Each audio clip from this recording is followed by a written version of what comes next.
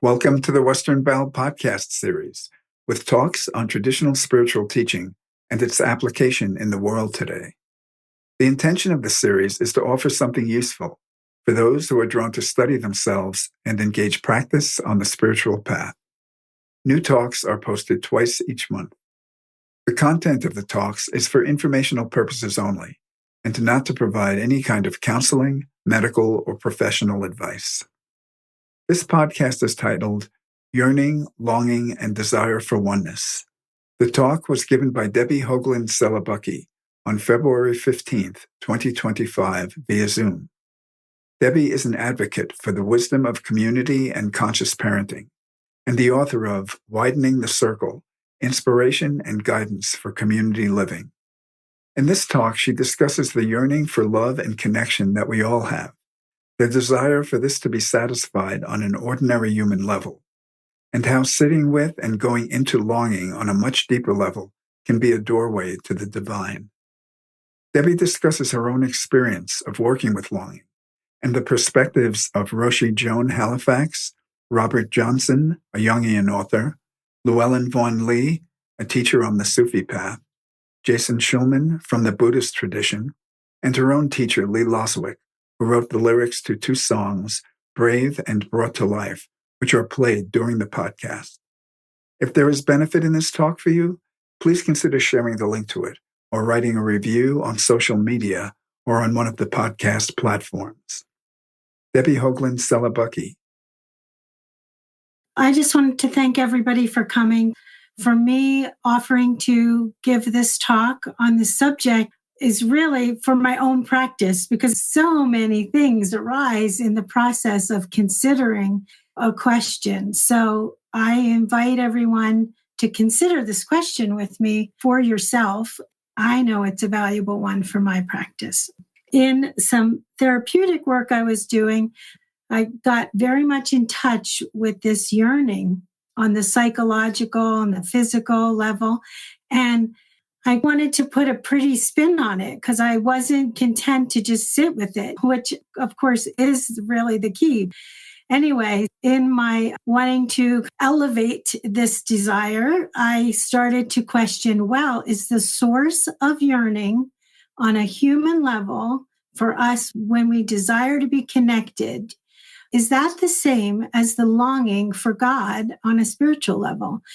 In my studies of community and just in living in the world, I see that every human being wants connection.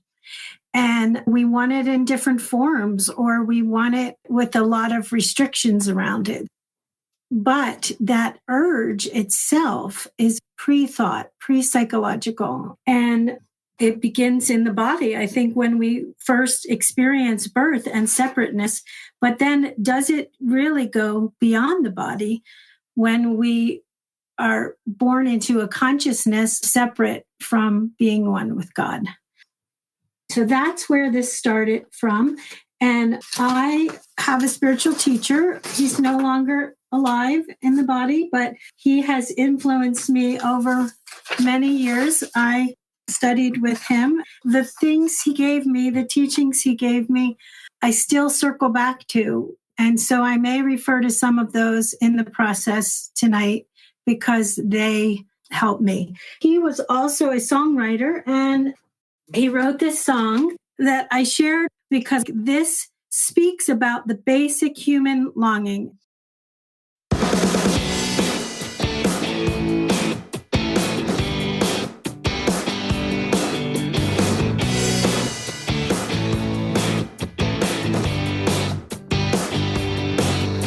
To think that I'm so tough, I can brave the world alone.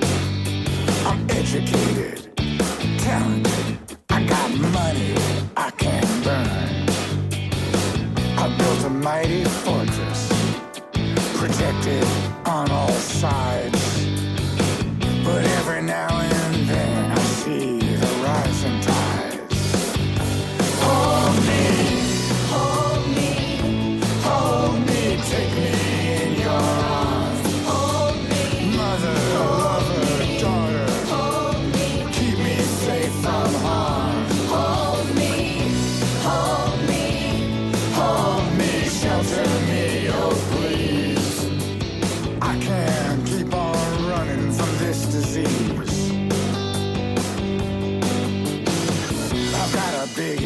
investment in pretending it's okay. Sure, sometimes life will threaten. It happens every day. I'm not a helpless victim. Yeah, I can tough it through. I have spent a lifetime running far away from you. Hold me, hold me, hold me, take me in your arms. Hold me, mother, lover, daughter. Hold me, keep me safe from harm. Hold me, hold me, hold me, shelter me, oh please. I can't keep on running from this disease. Hold me, hold me.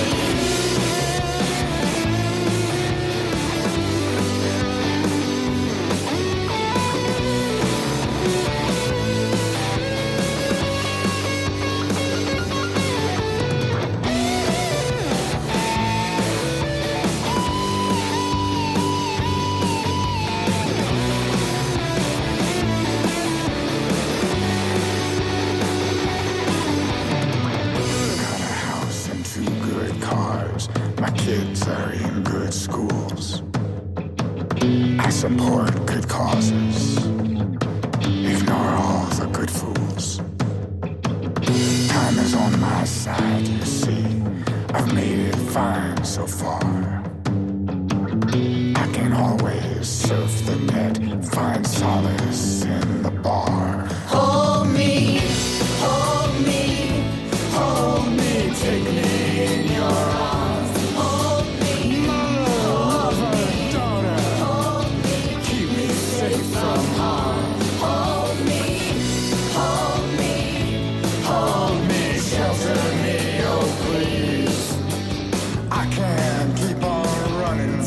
Disease.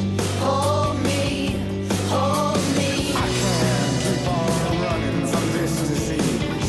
Hold me, hold me. I can't keep on running from this disease. Hold me, hold me. So that's a song he wrote and performed.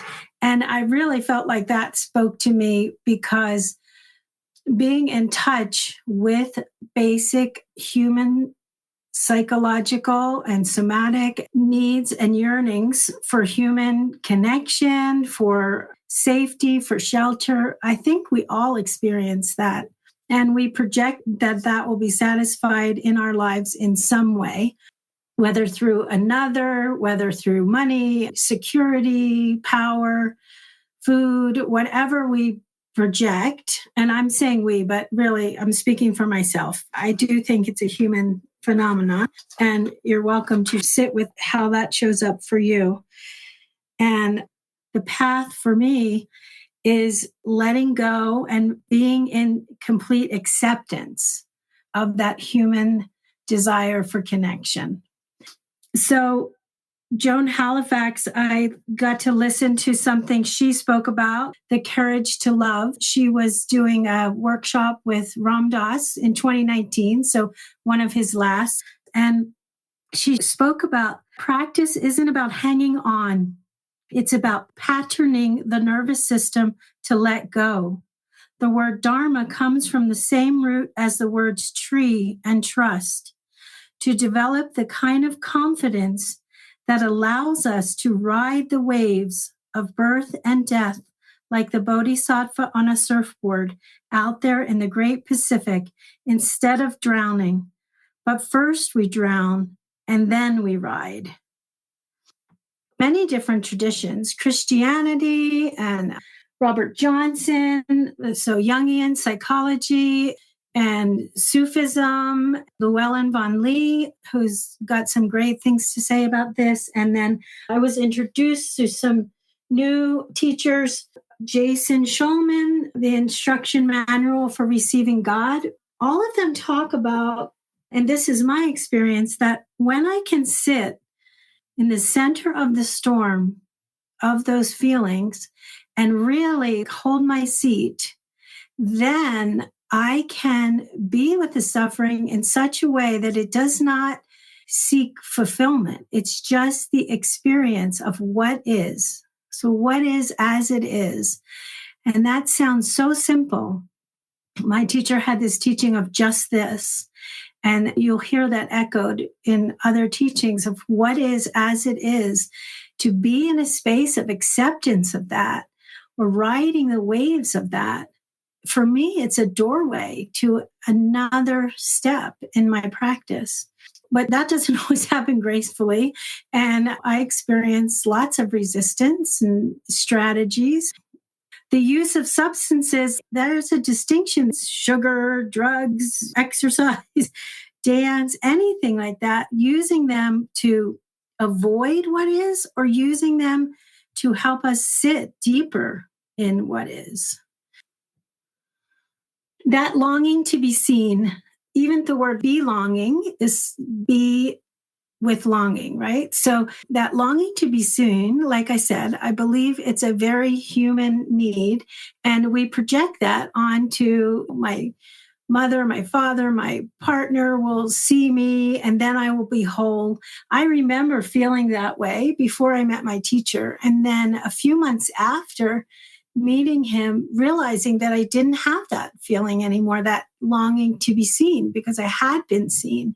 And that was a great reference point for me. Not that it went away forever. It's just that, oh, yes, I did have that. And I can give that to myself through my own practice. I was studying the work of Robert Johnson. He wrote He, She, and We. And he was talking about the longing to be seen. And he was talking about the feminine that's within ourselves or externally, but lights the lamp to see the God in the other.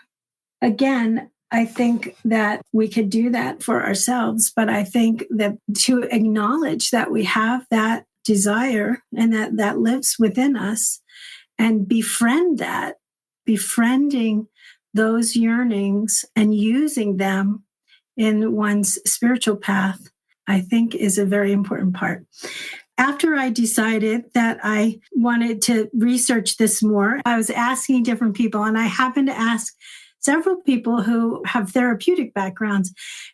One said the further they go along, the less distinction they feel there is from the psychological yearnings to the spiritual longings, and that those distinctions maybe blur themselves a bit as we go along. And they definitely, I experience, and I think others do, teachings talk about this, they spiral.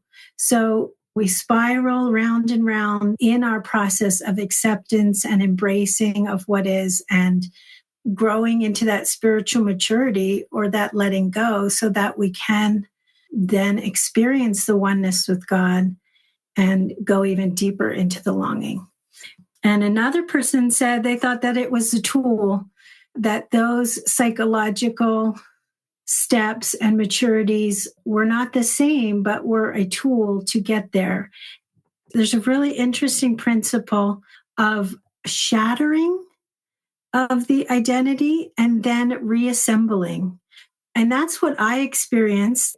To go fully into the yearning would create a shattering. And I was afraid of that. But I'm learning through the process that that shattering, if I have the strength to hold it, that shattering is a doorway to a reassembling that's not with the same identification locked in. So there's more possibility in the reassembling of the being. And I think that it happens and happens and happens over and over again. But that shattering doesn't happen until I can really sit with what is going on and have that complete acceptance of how it occurs emotionally, physically, on all levels. Another thing that we long for, human longing, is a longing for love. There's like 90 different words to describe love in the Hindu tradition, and there's like one word in the English language, right? I mean, there's a few. But the fact that there's many, many kinds of love, and that what we yearn for we sometimes project or misinterpret that we're going to get that satisfied on an ordinary human level. But really, what I'm longing for, I think, is on a much deeper level. Robert Johnson talks about the stir the oatmeal love. So that's the durable, everyday experience of events. And you really deepen love of that way in the ordinary world. And then he talks about a distinction between that and falling in love, which is taking you out of yourself in a way. And it's only been in Western culture that we have searched for that on the romantic level. Traditionally, that was found in spiritual traditions. But in Western love, we romanticized it with knights in shining armor and all the mythical things because we didn't turn as much to divine love. Another concept is this running and returning. It's the shattering and the reassembling. So maybe we run from what is, and then we return again. I was traveling in Europe when I was a young woman, and I wasn't sure if it was time to come back to America or go back to my friends in Germany who all had kids and could use my help. And I was standing on the streets of Florence on a payphone, and I called my teacher, and I don't know if I'm just running or if I should just sit still. And he was always very pragmatic. So he said to me, "You'll always be running. So you might as well go where you can be of service." And that was 30 years ago, probably about.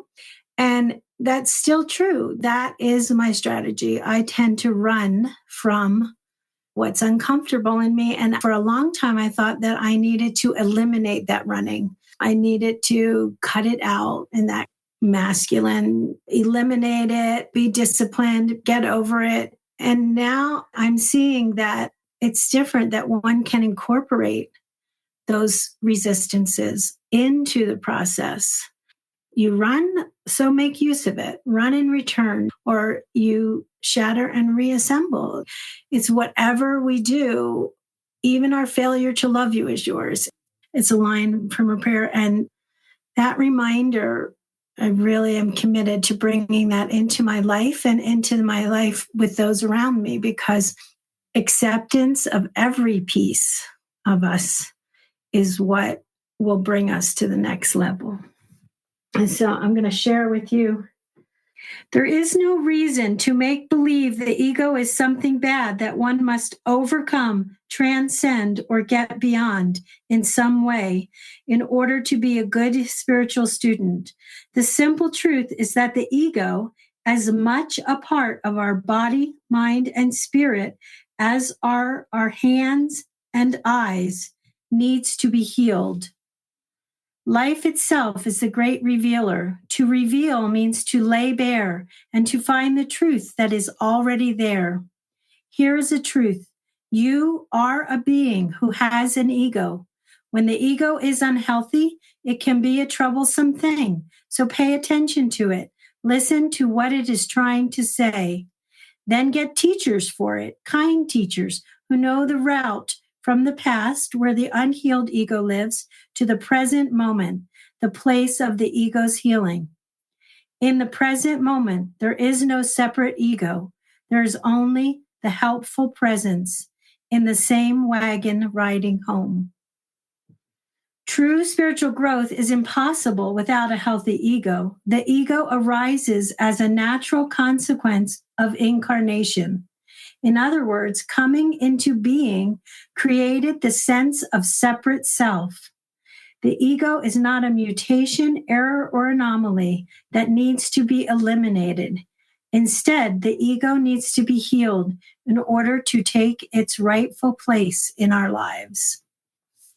And that is again from Receiving God. When you started talking about the longing and the satisfaction, I'm thinking about this beautiful piece from Teresa, the Christian mystic. And she writes really beautifully about how she simultaneously is fully satisfied and fully longing. And I always thought that was really a beautiful description of the entry into this longing for God, that at one and the same time she knew that she was loved by God, God was there for her or whatever, and she also never stopped longing. And I think that goes along with some of what you're talking about tonight. So it's not like you get satisfied and then the longing is gone. The longing stays and it actually deepens as you progress. Yeah, the longing and the suffering. Suffering exists. It isn't like we end our suffering once we fully accept it. We shift in relationship to it. She felt fully satisfied and she was still longing. They coexist. Yeah. But in order to coexist, I think we really have to make peace with the suffering and the yearning, and not as a strategy. Sometimes I'm like, let's strategize out of this suffering and this yearning. Let's just figure it out. But no, it's about letting go and really fully moving into it, longing for God. There's this thing about heartbreak. A lot of mystics talk about heartbreak. A lot of artists talk about heartbreak. There's that line from the U2 song about how every artist is a cannibal, every poet is a thief. They all kill their inspirations, sing about their grief. That captures something about the human condition, I think, not just for poets and artists. Like you have to make peace with it, but you can't make peace with it. So it's that paradox of the human condition. Yeah, and it's, heartbreak. It's so romanticized, right? But it's heartbreak. It feels shitty. One of the people who shared with me when I asked them, do you think this suffering and yearning is the same source as longing? They're therapists, but they also have had great loss in their lives. And they said, well, what difference does it make? It still hurts. Like it still feels really hard. But my experience of this is when I'm able to sit still in it, ride the waves of heartbreak, it feels different than when I fight it. That's the mood I would like to invoke about this. How do you find the ways to ride the waves and sit still in that heartbreak? Is it through prayer or movement or breath or meditation? I think there's many ways that we can be in relationship to the yearning and the heartbreak and the suffering. And it doesn't end. It's going on all around us in the world and in our own lives. Being able to connect to the sacredness of life underneath all that, I think is so important.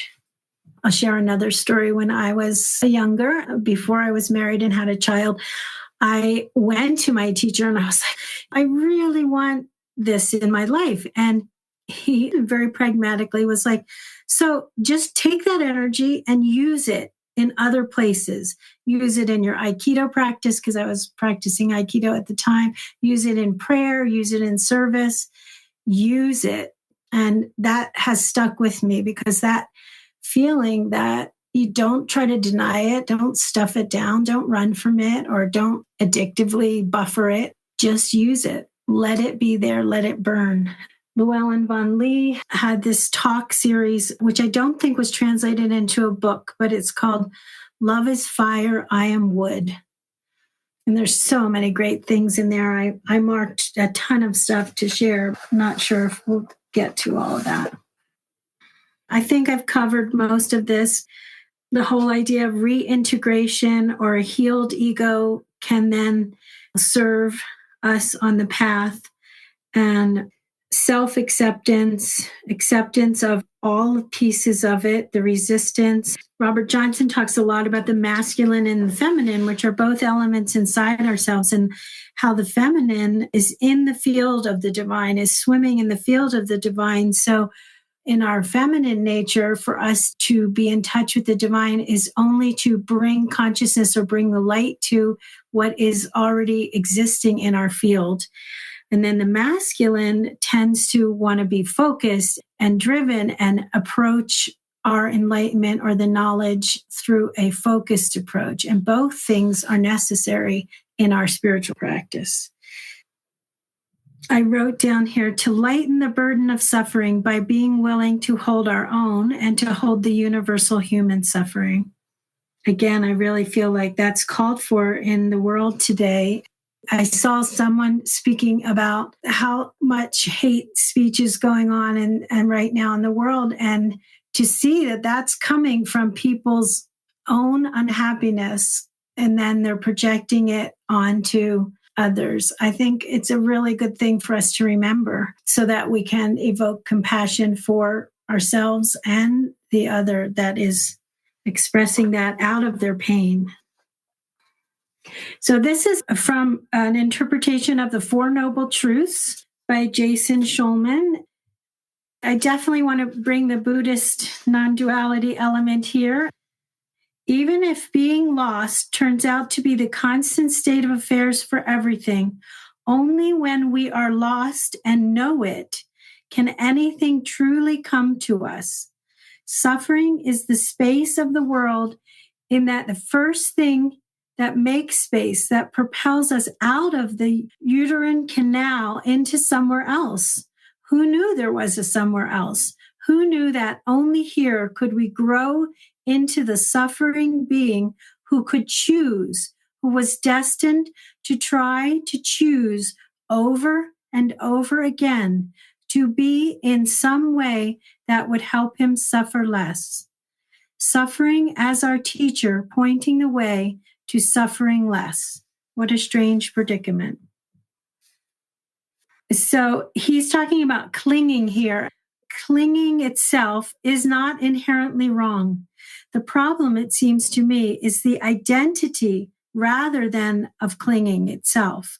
Just as the first noble truth teaches us that suffering can never disappear, but that our relationship with it must change, so too, clinging can never disappear since it is part of life and life is who we are. And I think it's that same thing for me with the running. Don't try to eliminate all these things I see as limitations in myself, rather incorporate them.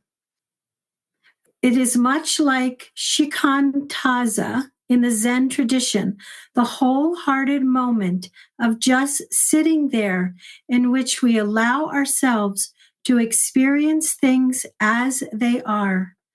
And lest you think things as they are brings forth a sort of peaceful vision of the beyond, you are mistaken. Being awake means you are aware of the totality of our being and no longer avoid the discordant truths of our origin, our life in a world of opposites. We must reckon with the truth. And there's one more I wanted to share with this. Our practice leads to conscious choosing and to a fuller surrender to all aspects of life, choosing what we need to change and accepting what we need to accept. Sorrow still exists, pain and suffering too, and yet there is a joy and gratefulness that abides. It is not only the heart beating, but what makes the heart want to beat. A constant rain to benefit all beings. So that concept, what makes the heart want to beat, the sorrow still exists, but the joy and gratefulness. I know when I experience joy, it's often that I've dropped into acceptance of what is.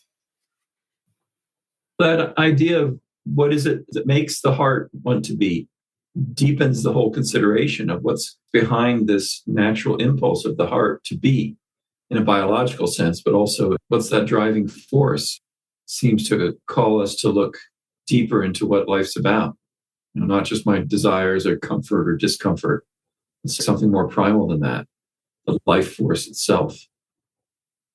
Yeah, and I think that's what brings us to the longing that's on the spiritual level. Even if we've had a successful life or we found peace in our ordinary lives, many of us still yearn for something else, right? So we want to move from that wholeness to, again, that separation and that longing.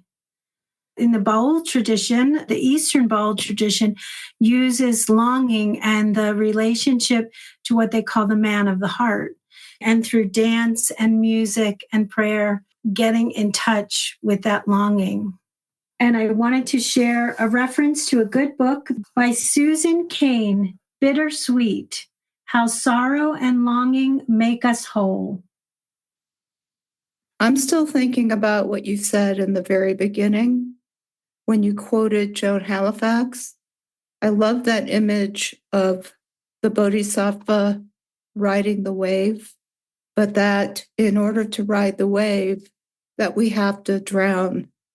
And to me, that's very much connected with the broken heart and with longing, because the drowning is almost like a shattering. It's like drowning in the core wounds that we have of being separated from the divine and the woundedness of impermanence and human suffering. So when we have drowned in that, when we have fully tasted, experienced it, anguished with it, and everything that we go through, when we get up and we ride the wave, I was visualizing a bodhisattva on the surfboard. We do it with a fully broken heart and an awareness of the immensity and the impossibility of what it is to do that.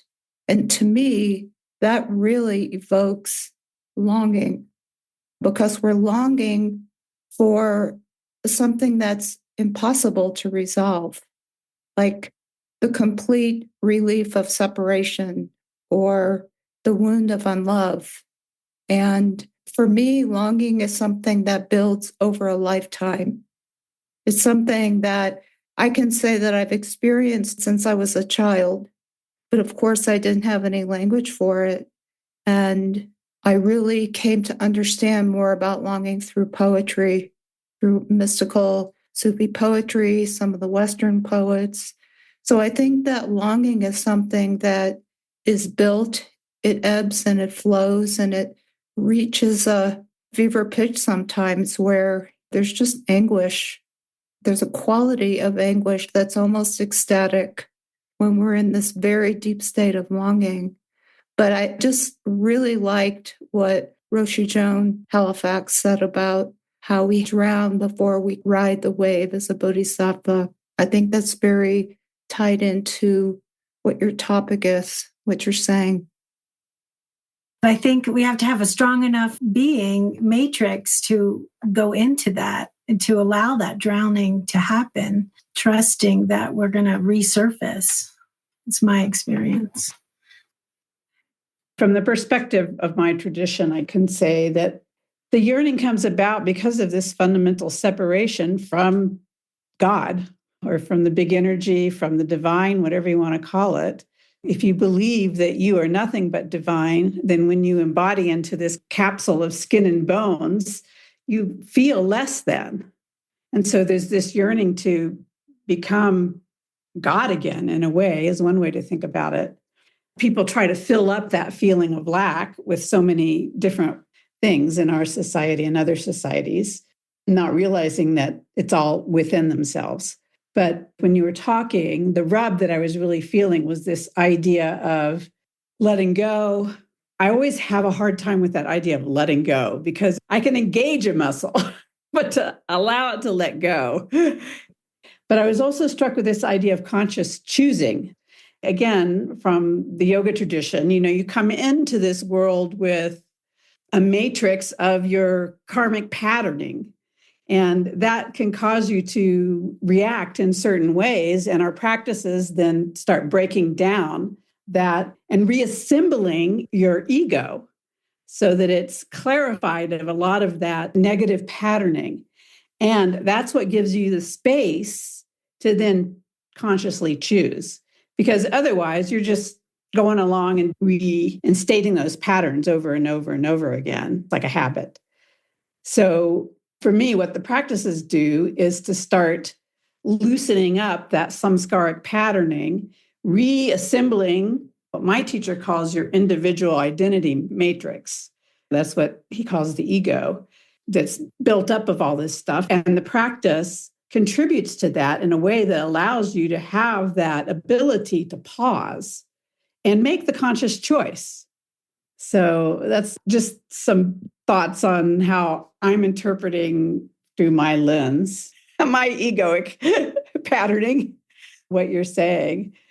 It's such a rub, I think, to embrace all of who you are, but at the same time, consciously make choices to be more aligned with your highest self rather than your samskaric patterning. Yeah, it's a balance, isn't it? Because it's not about just embracing it with inactivity and inertia. It's embracing it and then making choices to fulfill your higher calling or destiny. Yeah, the Sufi tradition I was learning in my study of Llewellyn van Lee says that each incarnation you have one particular destiny to fulfill, and you can do lots of things, but you do have a particular destiny to fulfill. We're in this ocean of bliss, and then we get incarnated. Why do we need to be incarnated?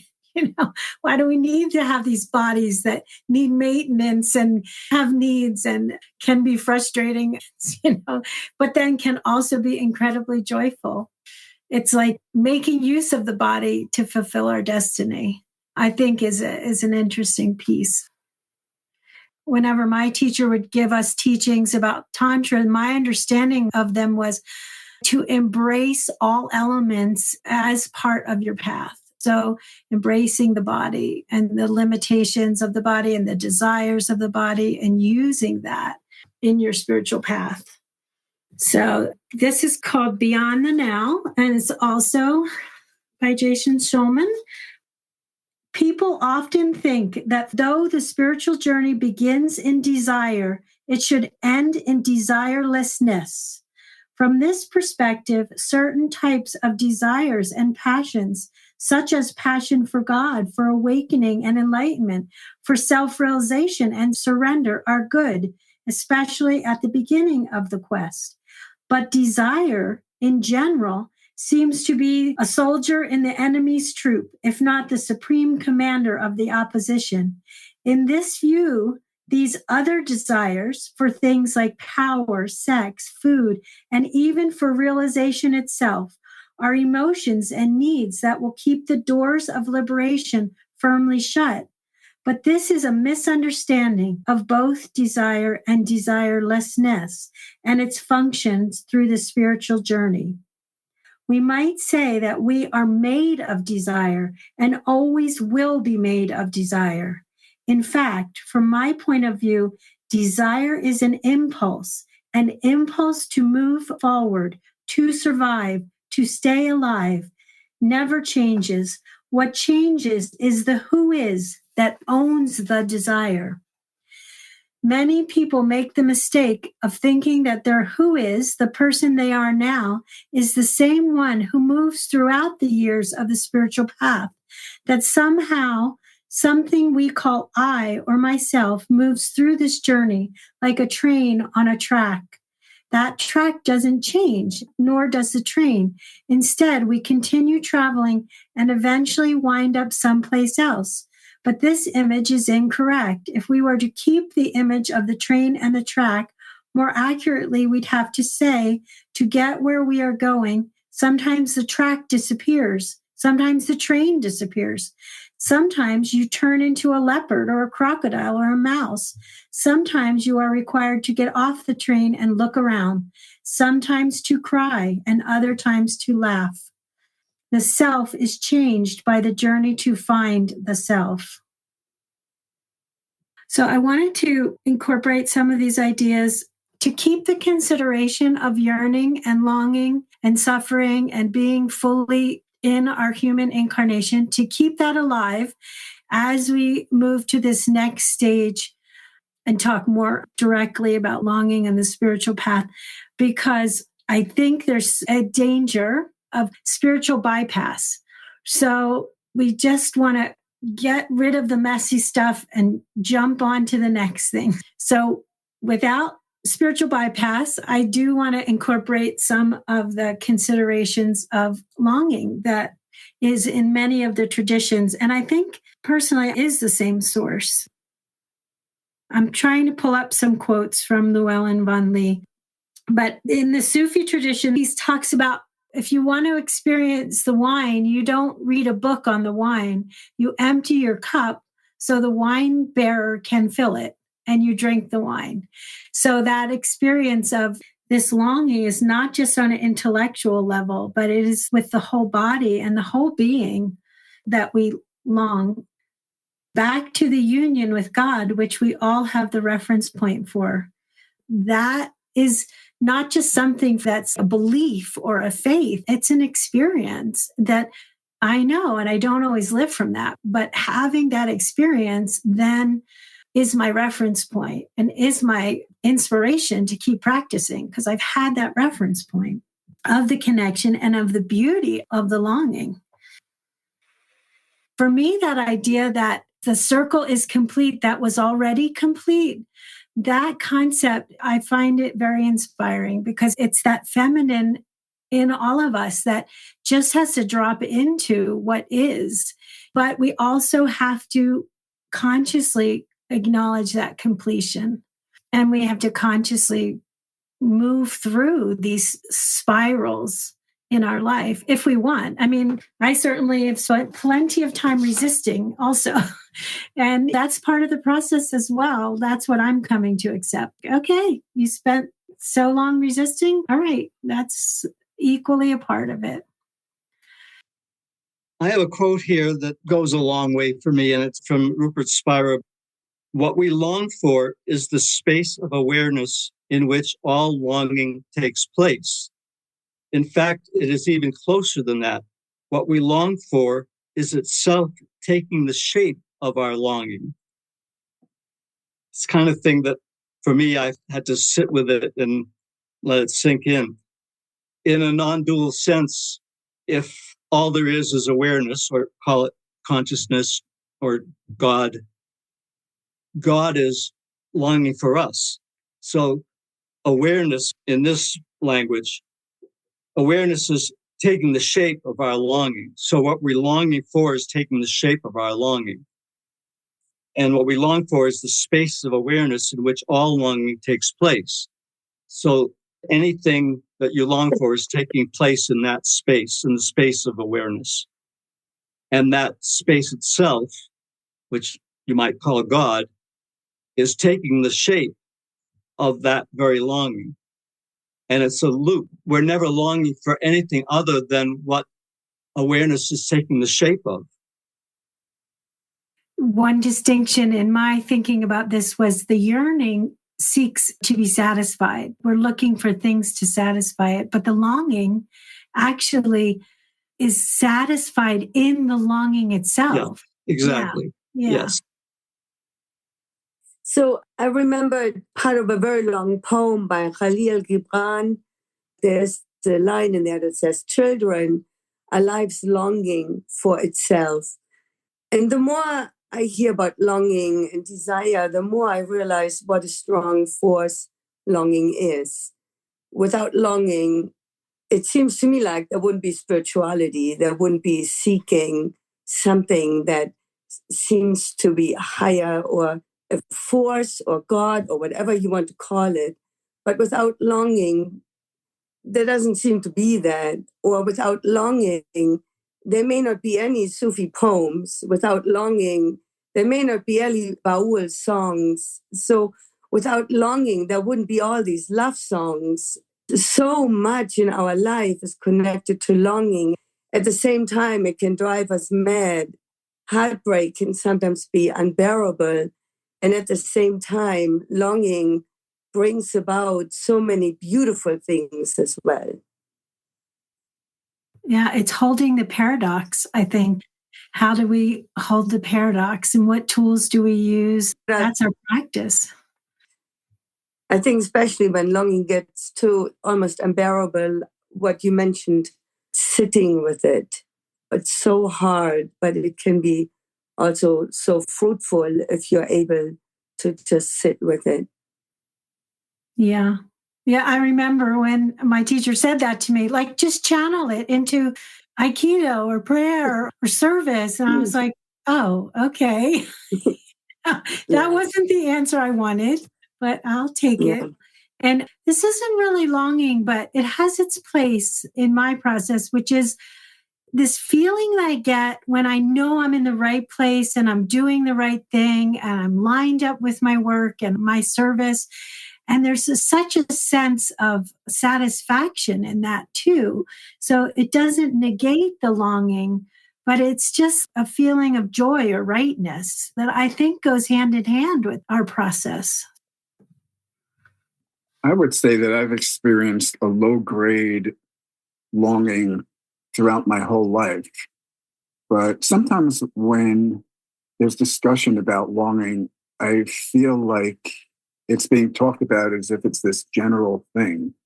And for me, very specific circumstances have triggered that for me on a much deeper level, made it visceral with loss. And it was clear after a particular loss that it was longing for something that wasn't possible to have. So I have a couple questions. What's been the source of the heartbreak for you? And how have you worked with it? I mean, maybe that's too personal. But also, you mentioned bringing the energy into other areas of your life. How have you brought the energy of heartbreak into other areas, into your practice? You were mentioning Aikido at one point. How did you work with that in that way? And also, how does longing for another person, which can be exclusive, how does that translate into longing for the divine, for everything, for all that is? So the heartbreak one, a really practical thing that I'm working with is the letting go of expectations and form. And some part of that shows up for me with my kid. I have to constantly leave go of my expectations. And in doing that, I experience such a sweetness, and it opens a doorway for me, in me, to my own commitment to love, which almost has nothing to do with them then. But on a practical level, it's, oh, I expected this, or I expressed this, I expected this back.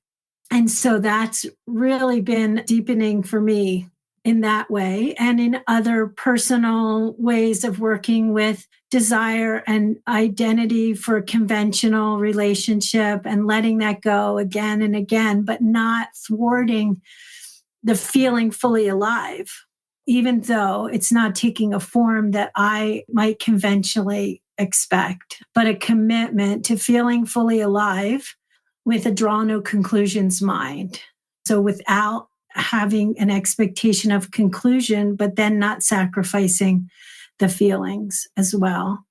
And a few years ago, I went through a lot of lessons in a way where my identities were being stripped from me. So marriage and then divorce. Okay, throw away that identity of a wife and a household. And then my parents both died. Okay, throw away the identity of being a child of somebody. And then I had some physical things. Throw away these identities of how I identify with my body and how it moves through the world. And just getting these lessons over and over. And identities are shattered. That's who I thought I was. I thought I was this person in relationship to this thing. And then your final question, for me, I want there to be a fire because I don't want to be content with my life as it is. And I'm trying to balance at the same time, relaxing into what is, but I also don't want to be satisfied. I don't want to be asleep too deeply experiencing my spiritual life. So I don't have as much time for formal practice, but I do find chambers to tap into that. And when I can drop into meditation and breath and prayer and all those things that inspire me and music, but to keep that spirit alive, a longing to feel that divine connection. That's how it shows up for me in a really practical way. Honoring that longing, that's not a casual choice. Many of us have made life choices that were unconventional, perhaps, because we wanted to follow the connection to our longing. I think also giving talks or participating in talks like this, it makes me accountable. I appreciate all of you being witnesses in my life to a commitment to be accountable, because I think that keeps my practice alive as well. Sharing it with others in whatever format we do.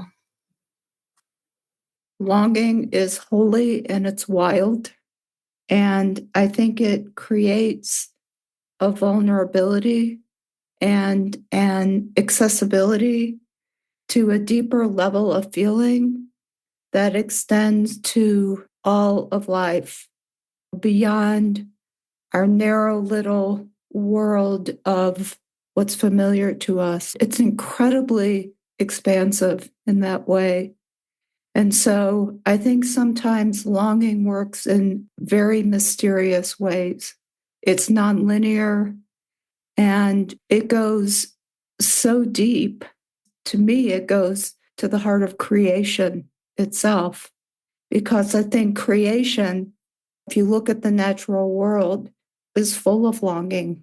I think all of creation is longing for the divine, and the divine in reciprocity is longing for all of creation. So there's all kinds of loops and circles and cycles and spirals, I think, happening invisibly. We can't always see it in our daily lives, but I think there are these threads of longing that are always active and alive. Yeah, and I think I'd like to leave it as a more of a question, but in several traditions, then they talk about the madness of longing, the longing that takes you out of your predictable and constructed self, and it really brings you to madness. And this I don't really know experientially myself, but I do know that many of the traditions talk about that madness in God. Just leaving that as an open question. Lee wrote a lot of lyrics. A lot of his songs were written using the traditional male-female scenario, but those of us who knew him knew that for him it was about his love of his spiritual teacher. So this one is called Brought to Life.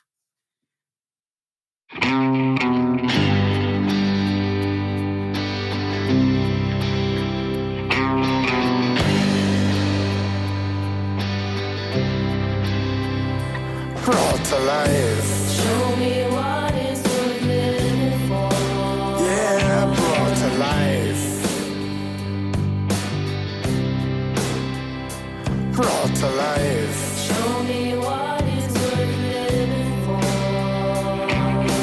There was my final self, happy in illusion. Had a truly lovely dream. Yeah, I was really cruising. Then you came along, turned my world around, turned it inside out, turned it upside down, brought to life. Show me what is worth living for. Yeah, brought to life. Show me what is worth living for. Brought to life. This heart is broken forevermore. Yeah, brought to life. Show me what is worth living for. Brought to life.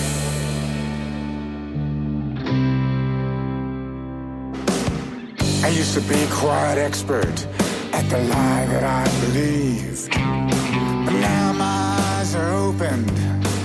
I should be relieved. Ignorance is bliss, it said. Yes, I'm sure it's true. But ignorance is gone for good, all because of you. I'm brought to life. Show me what is worth living for. Yeah, brought to life. Show me what is worth living for. Brought to life. This heart is broken forevermore. Yeah, brought to life. Show me what is worth living for. A curse and a blessing, both so very deep. Death and life sent running, no more can I sleep. You touched me and I woke up with a start. Love, I am your prisoner. Body, soul, and heart, I'm brought to life. Show me what is worth living for. Yeah, brought to life. Show me what is worth living for. Brought to life. This heart is broken forevermore. Yeah, brought to life. Show me what is worth living for. Yeah, brought to life. Brought to life. Show me what is worth living for. Brought to life.